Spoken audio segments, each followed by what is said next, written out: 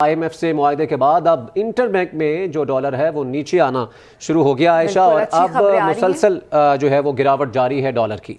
बिल्कुल, डॉलर 10 रुपये 99 पैसे सस्ता हुआ है और बैंकों में अमरीकी करेंसी का 275 रुपये में लेन देन जारी है। फाइनली तौसीफ मुआशी मैदान से अच्छी खबरें आ रही हैं। ओपन मार्केट में भी डॉलर की कदर में 10 रुपये की कमी हुई है और ओपन मार्केट में डॉलर 280 रुपये में फरोख्त होने लगा है। बिल्कुल, और इससे पहले कल भी हमने देखा था डॉलर काफ़ी नीचे आ रहा था और स्टॉक मार्केट जो है वो काफ़ी तेज़ी से ऊपर गई थी।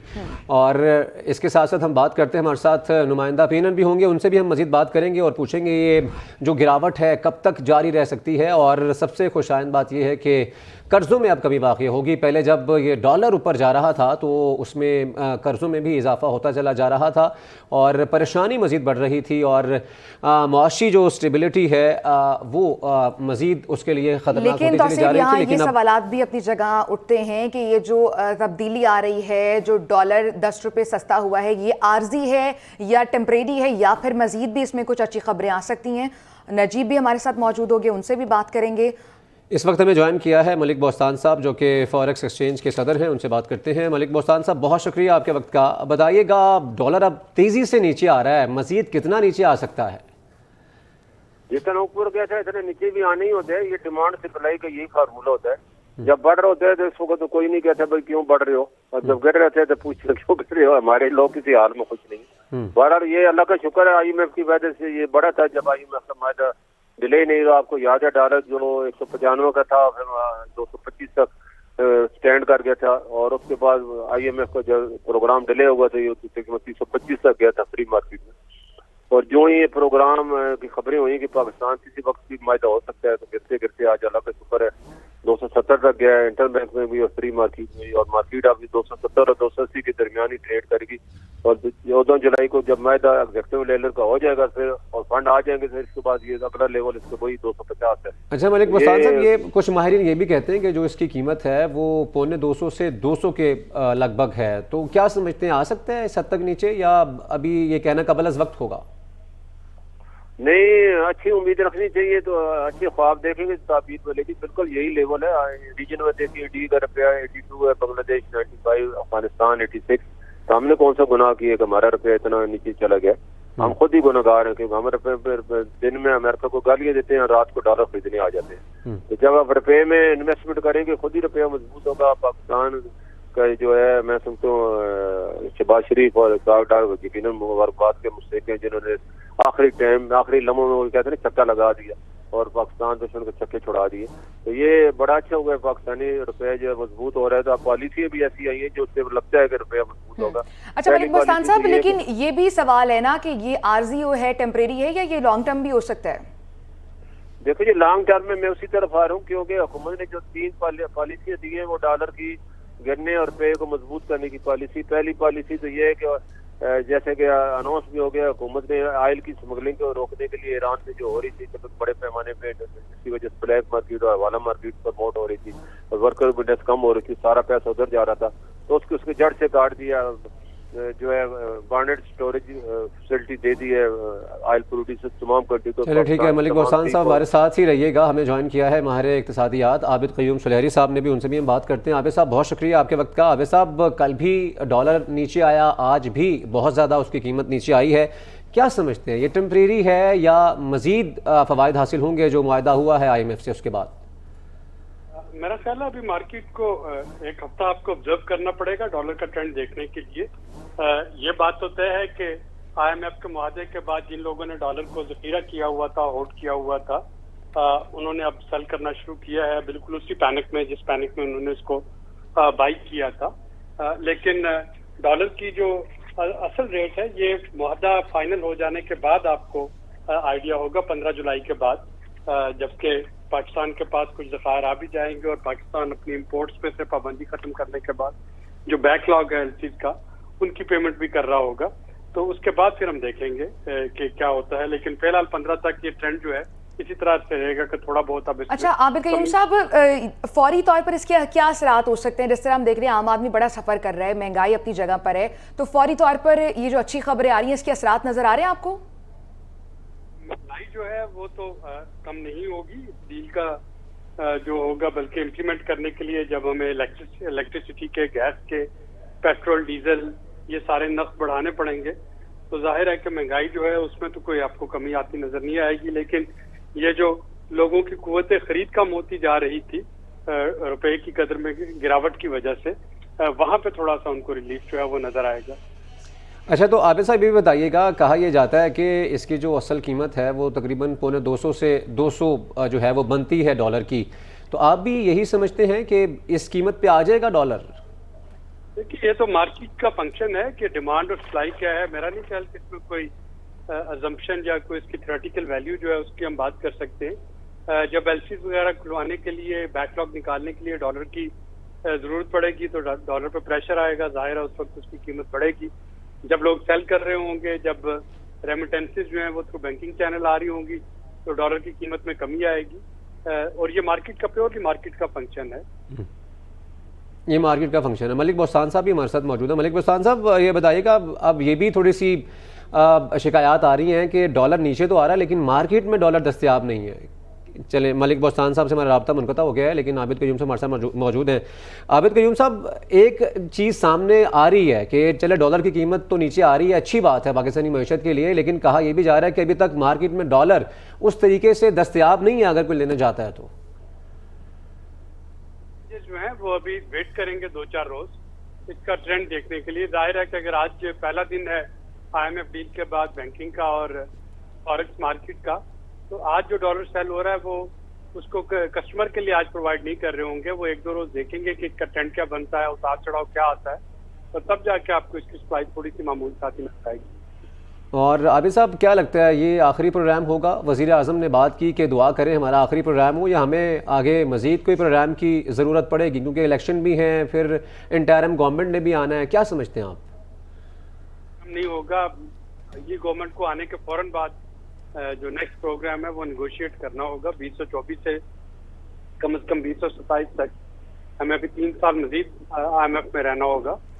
अच्छा आबिद साहब, आम आदमी तो ये समझता है कि अब IMF से डील हो गई है, चीज़ें बेहतर हो जाएंगी, शायद उन्हें कोई रिलीफ मिलेगा। आम आदमी के लिए आप क्या कहेंगे कि ये डील होने से या फिर डॉलर के नीचे आने से उन्हें क्या इम्पैक्ट उन पर पड़ सकता है, उन्हें क्या फ़ायदा होगा इससे? ये होगा कि जब आपकी इम्पोर्ट पे से पाबंदियां खत्म हो जाएंगी, एलसीज खुलनी शुरू हो जाएंगी, तो मईशत का पहिया जो कि पिछला पूरा साल जामद रहा वो चलेगा, जिसकी वजह से रोजगार जो है उसमें इजाफा होगा। जीडीपी ग्रोथ जो कि पिछले साल हमने देखा 0.3% पे गिर गई थी, उसमें इजाफा होगा, जो कि जाहिर है कि सबकी खुशहाली का बायस बनेगा। इसी तरह से जब रुपया मजबूत होता है तो उससे जो इम्पोर्टेड जितनी भी चीजें हैं उनकी कीमत में फर्क पड़ता है, लोगों की कुव्वत खरीद जो है वो बढ़ती है। तो डायरेक्टली तो महंगाई में IMF की डील जो है वो कंट्रीब्यूट करेगी, वो इसमें कमी नहीं लाएगी, लेकिन इनडायरेक्टली लोगों को फायदा होगा कि कम से कम मईशत जो है वो रवां दवां होगी और लोगों के पास रोजगार के मौके होंगे। और आबिद साहब, ये भी साथ बताइएगा कि अभी जो समत है हुकूमत की मुआशी पॉलिसीज़ को लेकर, वो क्या समझते हैं, आपकी क्या राय है, क्या दुरुस्त है वो? जी, देर आए दुरुस्त आए। देर आए दुरुस्त आए। आबिद साहब, ये जो फैसले आप बोल रहे हैं, आपको नहीं लगता बड़ी देर कर दी? थोड़ा पहले अगर ये हो जाता तो अब तक चीजें बेहतर हो सकती थी। जैसा कि मैंने कहा, देर आए दुरुस्त आए। जाहिर है कि अगर पहले हो जाता तो बहुत कुछ अच्छा हो सकता था, लेकिन अब भी कम से कम हम डिफॉल्ट की ब्रिंक से वापस आ गए और होपफुली ये एक अच्छा। लेकिन आबिद साहब, ये डिफॉल्ट की तलवार तो लटकती रही ना, तकरीबन कई माह से ज्यादा ये हम पर तलवार लटकती रही। हर प्रेस कॉन्फ्रेंस में ये बात होती थी। डार साहब अब जो पहले गुस्से में नजर आते थे, आपको लगता है उनका गुस्सा अब थोड़ा ठंडा हुआ होगा? जाहिर है फाइनेंस मिनिस्टर के लिए जो कल से खबरें आ रही हैं उनको इससे मुतमईन होना चाहिए और उनका गुस्सा ठंडा होना चाहिए। और IMF से मुआहदे के बाद अब मज़ीद भी कर्जे मिलने के लिए राहें हमवार हो जाएंगी, क्योंकि कहा यह जाता है क्योंकि रकम तो बहुत थोड़ी है।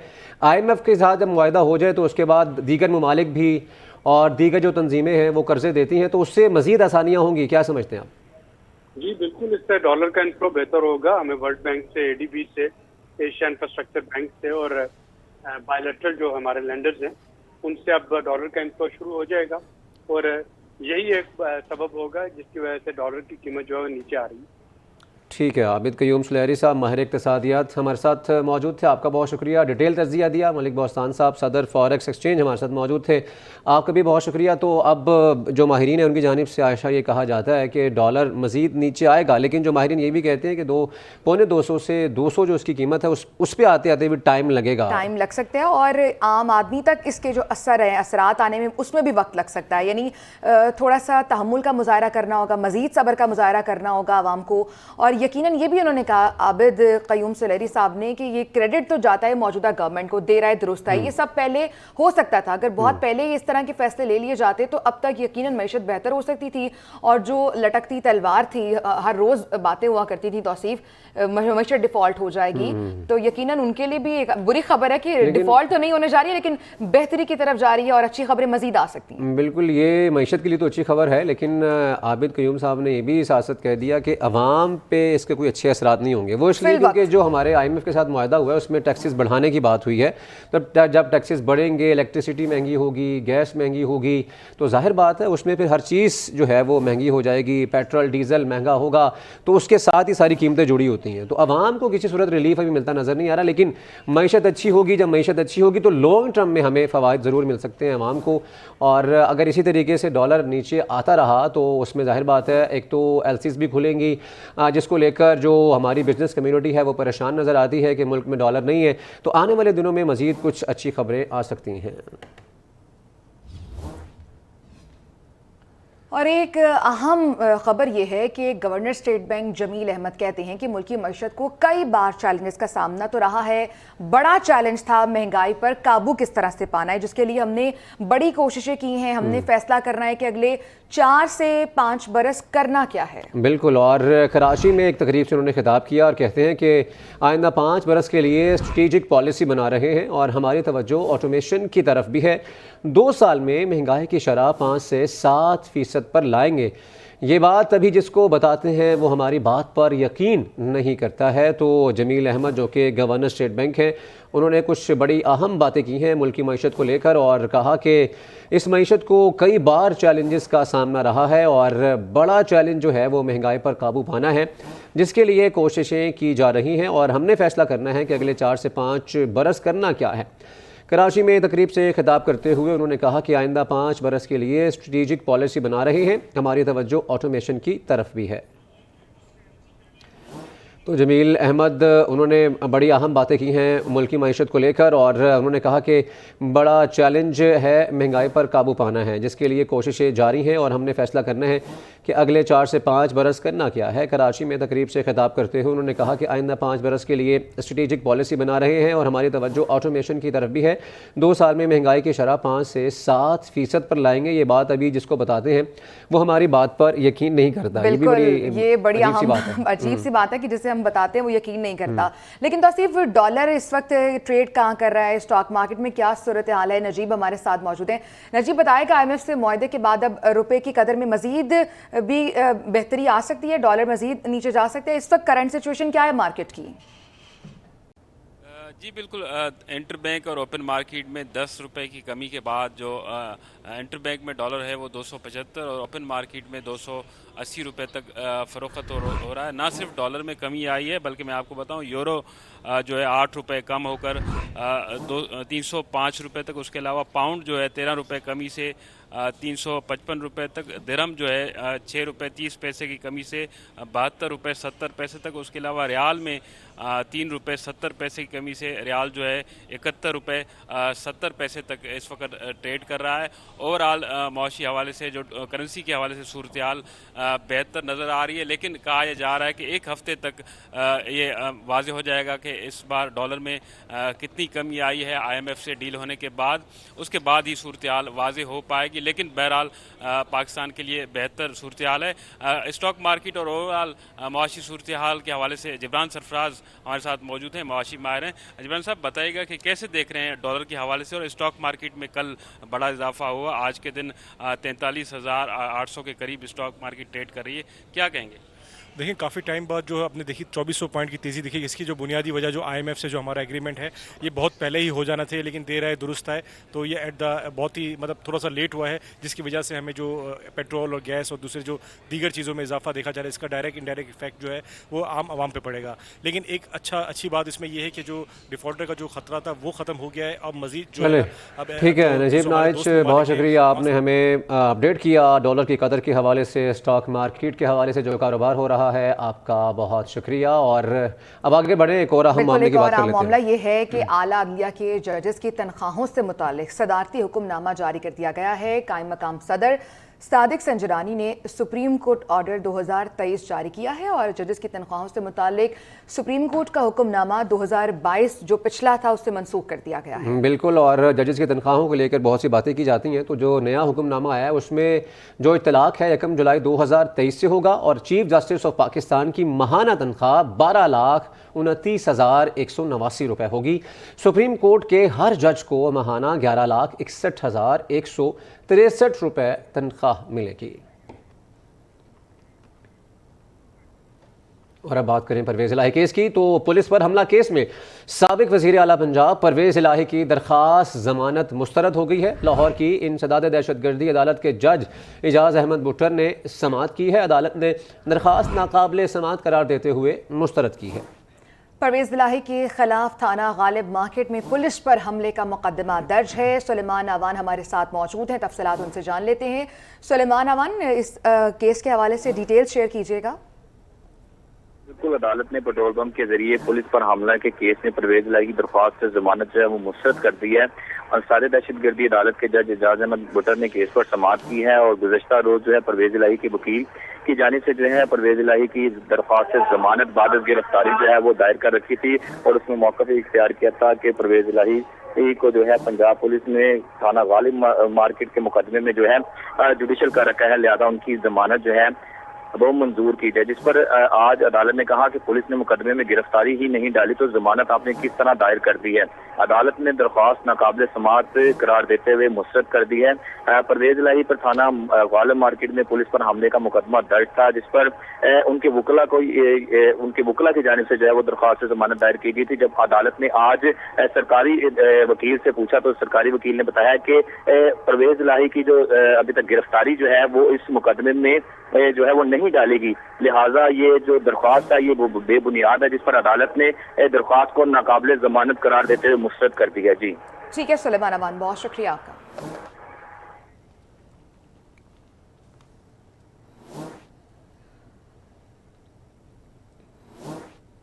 और अब ये खबर कि नेपरा ने बिजली की कीमत में ₹1.25 इजाफे की मंजूरी दे दी है। एक बार फिर बिजली महंगी हो गई है। फैसला डिस्कोर्स के माली साल 2022-23 की तीसरी समाही एडजस्टमेंट की मद में किया गया है और फैसले का इतलाक जुलाई, अगस्त और सितंबर 2023 के बिलों में होगा। नेपरा अथॉरिटी ने डिस्कोर्स की दरख्वास्त पर 24 मई को अवामी समाअत की थी, तो इस पर हम बात कर रहे थे पहले कि IMF से मुआहदा तो हो गया है, लेकिन जाहिर बात है टैक्सेस लगेंगे, बिजली महंगी होगी, गैस महंगी होगी और जो पेट्रोलियम मसनूआत हैं वो भी महंगी होगी, तो फिर एक महंगाई का नया तूफान आएगा। तो गर्मियों में वैसे लोड शेडिंग बहुत ज़्यादा जारी है और भारी भरकम बिल आ रहे हैं। अब इसी असना में अब बिजली मज़ीद ₹1.25 जो है वो इजाफा उसमें करने की मंजूरी दे दी गई है। इस पर बात करने के लिए हमारे साथ मौजूद है ब्यूरो चीफ इस्लामाबाद गुलाम मुर्तज़ा बताएगा कितना बोझ पड़ेगा सारिफीन पर। की माली साल 2022-23 की तीसरी तिमाही एडजस्टमेंट की मंजूरी हुई है और अथॉरिटी ने डाटा की जांच पड़ताल के बाद डिस्कोर्स के सार्फिन के लिए तीसरी तिमाही एडजस्टमेंट में ₹1.25 फी यूनिट इजाफे की मंजूरी दी है। इतलाक इसका जुलाई, अगस्त और सितंबर 2023 के बिलों में होगा। तमाम तकसीमकार कंपनियां जो हैं उन्होंने नेपरा को तिमाही एडजस्टमेंट की दरख्वास्त दी थी। अथॉरिटी ने डिस्कोर्स की दरख्वास्त पर 24 मई को अवामी समाअत की थी। इससे कबल सार्फिन से तिमाही एडजस्टमेंट की बाद में 47 पैसे एवरेज फी यूनिट चार्ज किया जा रहा था, जो कि जून 2023 तक था। अब ₹1.25 फी यूनिट चार्ज किया जाएगा। तमाम सार्फिन, तमाम तकसीमदार कंपनियों के सार्फिन जो है उनके ऊपर इसका इतलाक होगा कि इलेक्ट्रिक और लाइफ लाइन सार्फिन जो है वो इससे मुस्तस्ना होंगे। जी ठीक है गुलाम मुर्तज़ा, बहुत शुक्रिया, हमारे साथ ही रहिएगा। तो एक तरफ तो आयशा बिजली महंगी हो रही है और दूसरी जानिब आवाम को बिजली भी नहीं मिल रही, ये भी बिल्कुल, सितम एक है। तरफ महंगी है और जो थोड़ी बहुत मिल रही है वो भी अब महंगी मिलेगी, क्योंकि मुल्क में बिजली का एक शॉर्टफॉल है, बड़ा शॉर्टफॉल है, 5000 मेगावाट रह चुका है। ज़राए का हिस्सा बताना है पावर डिवीजन के मुताबिक कि मुल्क के मुख्तलिफ इलाकों में 8 से 10 घंटे की लोड शेडिंग जारी है। बिल्कुल, और एक तरफ तो एलानिया लोड शेडिंग है और दूसरी जानिब गैर एलानिया लोड शेडिंग भी है, जिससे अवाम बुरी तरह मुतासिर हो रहे हैं, फिर कारोबारी तबका बुरी तरह मुतासिर हो रहा है। तो इस सारी सूरत हाल में जब बिजली महंगी होगी तो आवाम के लिए मजीद परेशानियाँ बढ़ जाएंगी। बिजली की मजमूई पैदावार 21,144 मेगावाट है, बिजली की तलब 26,144 मेगावाट है और मुल्क में अब बिजली का शॉर्टफॉल 5,000 मेगावाट रह गया है। ज़राए पावर डिवीज़न के मुताबिक मुल्क के मुख्तलिफ इलाकों में 8 से 10 घंटे की लोड शेडिंग जारी है और ये मानसून और हब्स का जो महीना होता है इसमें जो शॉर्टफॉल है बढ़ जाता है, गर्मी बढ़ जाती है, लोगों को फिर लोड शेडिंग का सामना करना पड़ता है। कुछ बात करेंगे तहरीक इंसाफ के सरबराह के हवाले से। तो तहरीक इंसाफ के सरबराह को बड़ा रिलीफ मिल चुका है। इस्लामाबाद हाई कोर्ट ने चेयरमैन PTI के खिलाफ तोशा खाना केस ही नाकाबिल समात करार दे दिया है। बिल्कुल, और गुज़श्ता रोज़ ही उनकी तरफ से केस की दरख्वास्तें दूसरे बेंच को मुंतकिल करने की पिटीशन दायर की गई थी। अब उस पर ये रिलीफ मिला है। जो तहरीक इंसाफ के सरबराह हैं उनको इस्लामाबाद हाई कोर्ट ने चेयरमैन PTI के खिलाफ तोशा खाना केस नाकाबिल समात करार दे दिया है। इस्लामाबाद हाई कोर्ट के चीफ जस्टिस आमिर फारूक ने तोशा खाना केस से मुताल्लिक बड़ा फैसला सुना दिया। अदालत ने चेयरमैन PTI की दरख्वास्त मंजूर करते हुए तोशा खाना केस नाकाबिल समात करार दे दिया। चेयरमैन PTI ने तोशा खाना केस नाकाबिल समात करार देने की दरख्वास्त दायर की थी। इससे कबल सेशन अदालत ने तोशा खाना केस को काबिल समात करार देते हुए चेयरमैन PTI पर फर्द जुर्म आयद की थी। स्पीकर कौमी असम्बली राजा परवेज अशरफ ने अगस्त 2022 में अरकान कौमी असम्बली की दरख्वास्त पर चेयरमैन PTI के खिलाफ तोशा खाना रेफरेंस इलेक्शन कमीशन भेजा था, जिसमें उनकी नाअहली की दरख्वास्त की गई थी। इस केस में उनके नाकाबिल जमानत वारंट जारी हुए थे, जिसके बाद चेयरमैन PTI की गिरफ्तारी के लिए पुलिस ने जमान पार्क के बाहर ऑपरेशन किया था, जिसमें पुलिस और कारकुनों के दरमियान तसादुम हुआ था। अक्टूबर 2022 में इलेक्शन कमीशन ने तोशा खाना केस में चेयरमैन तहरीक इंसाफ को नाअहल करार दिया था। गुज़श्ता रोज ही उन्होंने तोशा खाना केस के खिलाफ दरख्वास्तें दूसरे बेंच को मुंतकिल करने की पिटीशन दायर की थी। एक और केस और जिक्र हो रहा है चेयरमैन PTI का। एंटी करप्शन ने चेयरमैन PTI को लिया एराजी स्कैंडल में चौथी बार कल तलब कर लिया है। तर्जुमान एंटी करप्शन के मुताबिक चेयरमैन PTI के एराजी स्कैंडल में मुलव्वस होने के वाज़ेह शवाहिद मौजूद हैं। और तर्जुमान के मुताबिक हाई कोर्ट में वादे के बाद चेयरमैन PTI को पहला तलबी नोटिस जारी किया गया, जिसके बाद अब तक 3 नोटिस जारी किए जा चुके हैं। और तर्जुमान के मुताबिक चेयरमैन PTI की बहन और बहनोई को भी 5 जुलाई को तलब किया गया है। तलबी का नोटिस जमान पाक की रिहाइशगाह पर चश्मा कर दिया गया है। गैर हाजिरी की सूरत में चेयरमैन PTI के खिलाफ एक तरफा कार्रवाई होगी। वंस अगेन अब एक अफसोसनाक खबर है। लाहौर के सर्विसेज अस्पताल में जेर इलाज निगलेरिया का 30 साला मरीज जान की बाजी हार गया है। मुस्तफ़ा शफीक नाम है मरीज का, जिसे 4 रोज़ कबल सर में शदीद दर्द की वजह से सर्विसेज अस्पताल लाया गया था।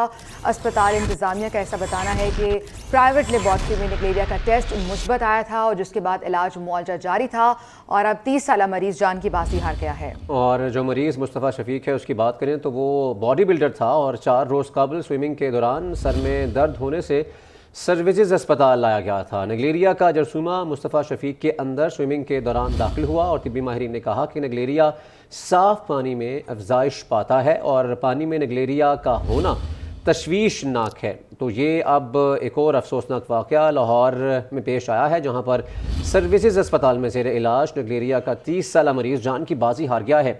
मुस्तफ़ा शफीक को 4 रोज़ कबल सर में शदीद दर्द के बाद अस्पताल में दाखिल करवाया गया था। एक और अहम मामले की बात करें, फ्लोर मिल्स का 20 किलो आटे की थैली की कीमत में 100 रुपये इजाफे का फैसला सामने आया है। 20 किलो आटे का थैला 2,650 रुपये से बढ़कर 2,750 रुपये का हो जाएगा। तो अब आएगा महंगाई का तूफान। बिल्कुल, जो हम बात कर रहे थे 20 किलो आटे के थैले की कीमत में भी इजाफा आज से ही हो जाएगा।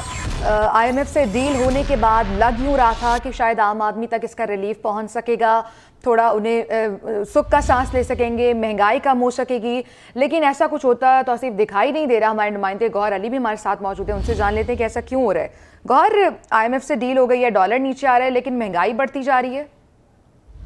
पूरा मुल्क की महंगाई के लपेट में है और आटा जो है वो बुनियादी जरूरत है, लेकिन क्योंकि अब ये ओपन मार्केट में गंदम की कीमत बढ़ती जा रही है, इसलिए आटे की कीमत में मजीद इजाफा होगा। 100 रुपए तो आज वो फ्लोर मिल एसोसिएशन कह रही है कि हम बढ़ाएंगे, लेकिन दिखाई ऐसा दे रहा है कि आटे की कीमत में मजीद इजाफा होगा, क्योंकि ओपन मार्केट में गंदम की कीमत बहुत ज्यादा बढ़ती जा रही है।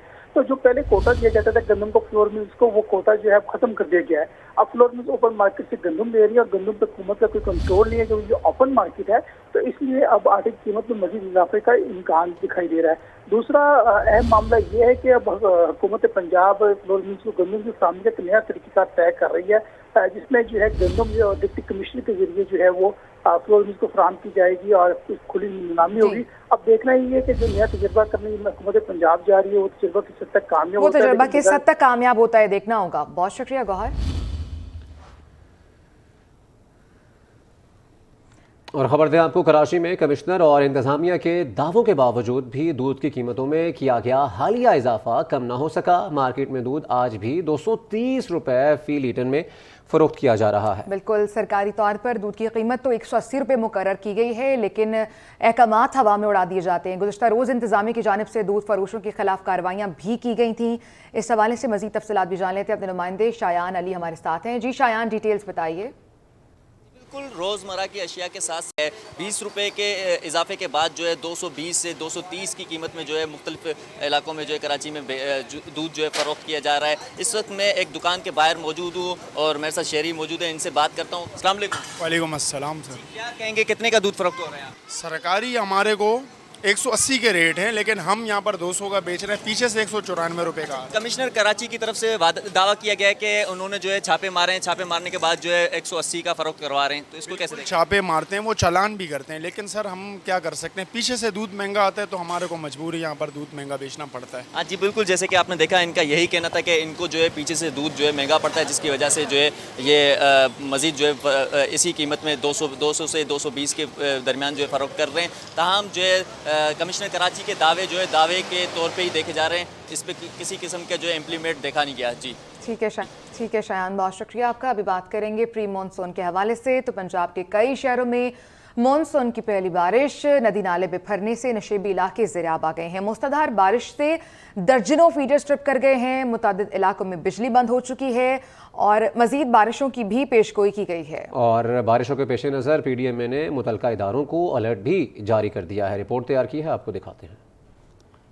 पंजाब के मुख्तलिफ अजला में मानसून के बादलों की घन गरज और बारिश की छमाछम। जेहलम, सियालकोट, नारोवाल, जफरवाल, शकरगढ़ और पसरूर में जल थल एक हो गया। मूसलाधार बारिश से जेहलम शहर की अहम शाहराहें तालाब में तब्दील हो गयी। नदी नाले बिफरने से नशेबी इलाके ज़ेरे आब आ गए। जफरवाल के मोहल्ला मुस्तफ़ा आबाद में सीवरेज का पानी घरों में दाखिल हो गया। मूसलाधार बारिश से कई शहरों में नशेबी इलाके ज़ेरे आब आ गए। मुतअद्दिद इलाकों में फीडर स्ट्रिप होने के बायस बिजली मुअत्तल हो गई। PDM ने मानसून की बारिशों के पेश नज़र मुतल्लिका इदारों को हाई अलर्ट जारी कर दिया है।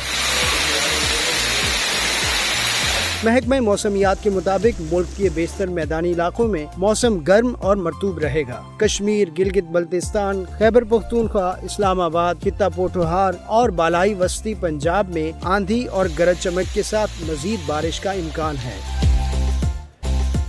बात हो रही है मौसम की। इस्लामाबाद में दिन के वक्त मौसम गर्म और मरतूब रहेगा, जबकि शाम के औकात में बारिश होगी। कश्मीर, गिलगित बल्तिस्तान, खैबर पख्तूनख्वा, खित्ता पोठोहार और बलाई पंजाब में आंधी और गरज चमक के साथ बारिश का इम्कान है। मानसून का जो एक ख़ास चीज़ वो ये है कि आप सुबह घर से निकलते हैं, मौसम साफ़ होता है, लेकिन जब घर जा रहे होते हैं बारिश हो जाती है, तो किसी वक्त भी बारिश हो सकती है। बिल्कुल, मुल्क के दीगर इलाकों में भी मौसम शदीद गर्म और मरतूब रहेगा। इस हवाले से मजीद जान लेते हैं। इस्लामाबाद से किरण खान हमारे साथ मौजूद है। किरण, इस्लामाबाद का मौसम कैसा रहेगा बताइएगा।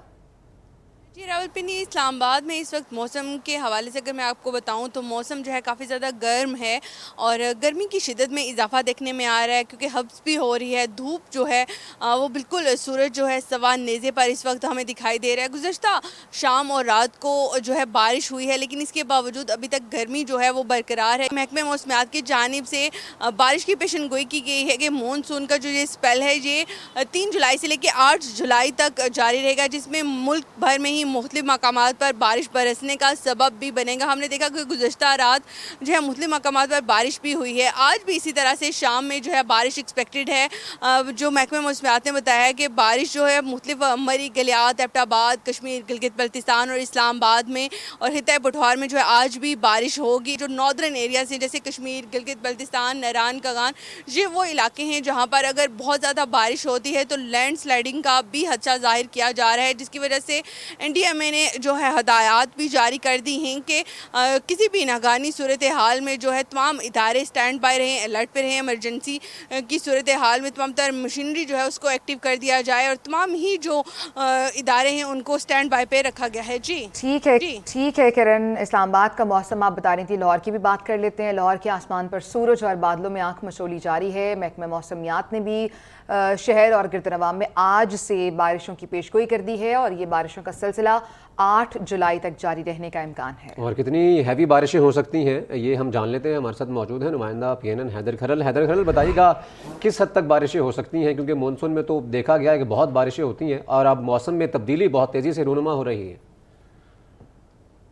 लाहौर के मौसम की बात की जाए तो महकमा मौसमियात की जानिब से पेश की गई है आज बारिश की, और सूरज और बादलों में जो आंख मचोली का सिलसिला है वो जारी है। अभी तो सूरज आंखें दिखा रहा है और काफ़ी तपश देखने को मिल रही है, लेकिन महकमा मौसमियात की जानिब से बताया जा रहा है कि जो बारिश है वो आज भी होगी। पंजाब समेत लाहौर के मुख्तलिफ इलाकों में जो बारिश का सिलसिला है ये शुरू हो जाएगा और ये जो सिलसिला है ये 8 जुलाई तक जारी रहेगा। अगर दर्जा हरारत की बात की जाए तो आज ज़्यादा से ज़्यादा जो दर्जा हरारत है वो 37 डिग्री सेंटीग्रेड रहने का इम्कान है और कम से कम जो दर्जा हरारत है वो 26 डिग्री सेंटीग्रेड रहेगा। इसी तरह अगर बात की जाए तो गुज़िश्ता रात भी बारिश हुई और उसके बाद जो है वो लाहौर के मुख्तलिफ इलाकों में पानी जमा हुआ। उसके बाद जो वासा के इंतजामात की बात की जाए तो वासा की टीमें मुतहरिक हुई और उन्होंने पानी निकालने की कोशिश की। अगर ये महकमा मौसमियात की जानिब से बताया जा रहा है कि 8 जुलाई तक बारिशों का सिलसिला जारी रहेगा और इस हवाले से जो वासा है उसने भी इंतजामात किए हुए हैं। कंट्रोल रूम जो है वो बनाया गया है और जो नाले हैं उनकी सफाई का जो अमल है मुतल्लिका इदारे जो हैं वो अलर्ट नज़र आ रहे हैं। लेकिन देखते हैं कि बारिशों के बाद क्या सूरत हाल होती है। हैदर हमें अपडेट कर रहे थे लाहौर की मौसम की सूरत हाल के हवाले से। आपका बहुत शुक्रिया। फैसलाबाद का रुख करते हैं, कुछ बात कर लेते हैं लोड शेडिंग के हवाले से। तो फैसलाबाद में लोड शेडिंग जो है वो की जा रही है बिजली की, और एलानिया गैर एलानिया लोड शेडिंग से शहरी बहुत ज़्यादा परेशान नज़र आ रहे हैं। बिल्कुल, और ये लोड शेडिंग में ना एक तो गर्मी एक तरफ है और दूसरी तरफ लोड शेडिंग की जा रही है, तो शहरियों की मुश्किलात बढ़ती चली जा रही हैं। एहतशाम उल हक हमारे साथ मौजूद हैं, उनसे मज़ीद डिटेल जानेंगे। एहतशाम, बताएगा फैसलाबाद में गर्मी तो है ही, लोड शेडिंग की क्या सूरत हाल है? जी, फैसलाबाद का मौसम जो है वो आने वाले 4 दिन के ठंडे मौसम की नवीद दे रहा है, क्योंकि आज टेम्परेचर तो 43 डिग्री सेंटीग्रेड है, लेकिन जो हवा साथ चल रही है और हवा चलने की वजह से गर्मी का उस कदर एहसास नहीं हो रहा जो कि इतने ज़्यादा टेम्परेचर में होता है। महकमा मौसमियत का ये कहना है कि आज के दिन 43 डिग्री सेंटीग्रेड तक दर्जा हरारत जाएगा, जबकि रात में बादल आएंगे और रात में किसी भी टाइम बारिश शुरू हो सकती है और अगले 4 दिन तक वक्फे से बारिश रहेगी। मौसम ठंडा रहेगा, टेम्परेचर ज़्यादा से ज़्यादा 35 डिग्री सेंटीग्रेड तक जाएगा और जो 4 दिन है वो शहरी सुख का सांस ले सकते हैं। लेकिन आज मौसम थोड़ा गर्म है। इसके अलावा अगर हम बात करें लोड शेडिंग की, तो लोड शेडिंग हो रही है 2 घंटे के लिए रोज़ाना की बुनियाद पर। फेस्को का ये ऐलान है, जबकि जो ग्राउंड रियलिटी है, जो असल हकीकी सूरत हाल है वो ये है कि शहरों में 4 से 5 घंटे रोज़ाना लोड शेडिंग हो रही है, जबकि देहातों में लोड शेडिंग का दौरानिया 6 से 7 घंटे तक पहुँच चुका है। जी, नागा पर्वत पर फंसने वाले पाकिस्तानी कोहपेमा आसिफ भट्टी को रेस्क्यू करने के लिए वज़ीर आज़म शहबाज शरीफ ने अहकाम जारी कर दिए हैं। चीफ सेक्रेटरी गिलगित बल्तिस्तान को कोहपेमा के बेटे वासिफ से राबता करने की भी हिदायत की गई है। वाज़ेह रहे कि आसिफ भट्टी 75,000 मीटर की बुलंदी पर फंस चुके हैं। कोपेमा के बेटे ने वज़ीर-ए-आज़म से अपने वालिद की मदद के लिए अपील की थी। नागा पर्वत पर फंसने वाले पाकिस्तानी कोपेमा आसिफ भट्टी को रेस्क्यू करने के लिए वज़ीर-ए-आज़म शहबाज शरीफ ने अहकाम जारी कर दिए हैं। चीफ सेक्रेटरी गिलगित बल्तिस्तान को कोपेमा के बेटे वासिफ से रब्ता करने की हिदायत की गई है। आसिफ भट्टी 75,000 मीटर की बुलंदी पर फंस चुके हैं।